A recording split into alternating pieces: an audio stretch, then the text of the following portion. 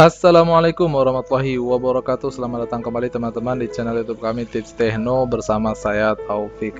Dalam video kali ini saya ingin menjelaskan beberapa updatean terbaru teman-teman dari aplikasi Shotcut. Sebagaimana kita ketahui teman-teman bahwa aplikasi Shotcut ini memang secara rutin melakukan update pada aplikasinya. Bisa kita lihat di website shotcut.org. Di sini hampir setiap bulan ia melakukan update teman-teman. Dari mulai bulan Februari 2020, bulan April 2020, bulan Juni 2020, bulan Juli, dan terakhir itu bulan September 2020, tepatnya tanggal 13. Nah, berdasarkan updatean terakhir, saya ingin mengupdate juga nih teman-teman terkait dengan fitur apa saja yang baru di aplikasi Shotcut. Yang pertama nih teman-teman, ada namanya filter pad blur. Di sini kita bisa tambahkan filter namanya pad blur. Ini teman-teman, pad blur.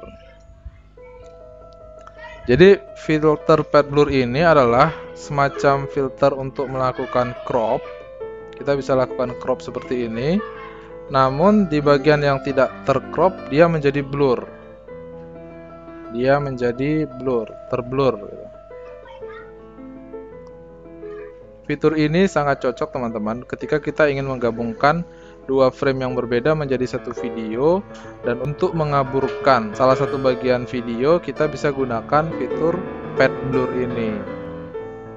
Oke, itu tadi yang pertama updatean per tanggal 13 September yaitu pad blur. Kemudian yang kedua teman-teman, ada juga updatean terkait dengan cara menambahkan teks, atau di sini diberi nama rich text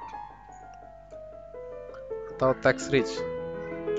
Jadi sebelumnya ketika kita ingin menambahkan teks, kita menggunakan fitur ini teman-teman. Open other, kita add text di sini, dan kita harus menambahkan video track terlebih dahulu di timeline. Nah, dengan menggunakan text rich ini kita tidak perlu menambahkan video track. Teksnya langsung bisa kita tulis di sini teman-teman. Di sini kalau kita lihat ada size-nya. Ini kalau saya perbesar dulu biar kelihatan. Ada size-nya di sini, size tulisan fontnya. Misalnya kita buat fontnya misalnya 200. Nah, 200. Nah, seperti ini. Ini tulisan Shotcut ini, teman-teman. Ini bisa kita langsung ubah di sini.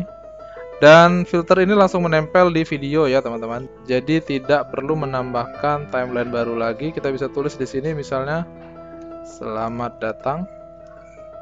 Dan ia akan ada sepanjang video. Jika kita hanya ingin memunculkan di beberapa bagian video, kita bisa gunakan split videonya. Kita potong-potong videonya. Di sini kita bisa atur rata tengah, rata kanan, rata kiri. Kemudian juga kita bisa atur jenis tulisannya, font stylenya, bold atau regular, size-nya di sini. Kemudian kita juga bisa beri underline, huruf miring, dan di sini bahkan ada menu insertable. Seperti di Microsoft Word, ada row, ada kolom, dan bordernya berapa pixel. Kita bisa buat tabel di atas video kita, di dalam video kita. Ini adalah salah satu.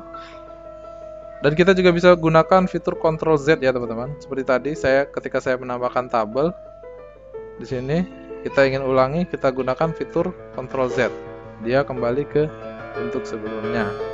Jadi di sini per tanggal 13 September ada dua filter baru, yaitu blur pad dan text rich. Kemudian ada juga updatean lain berupa view layout teman-teman. Di sini ada layout, dia lebih banyak. Ada tambahan lodging, editing, FX, color. Ini teman-teman bisa coba-coba saja sesuai dengan selera masing-masing. Jadi view-nya banyak pilihannya. Ini juga bagus juga FX ini. Di sini langsung memunculkan keyframe di sini, dan ada juga timeline. Jadi itu ya teman-teman.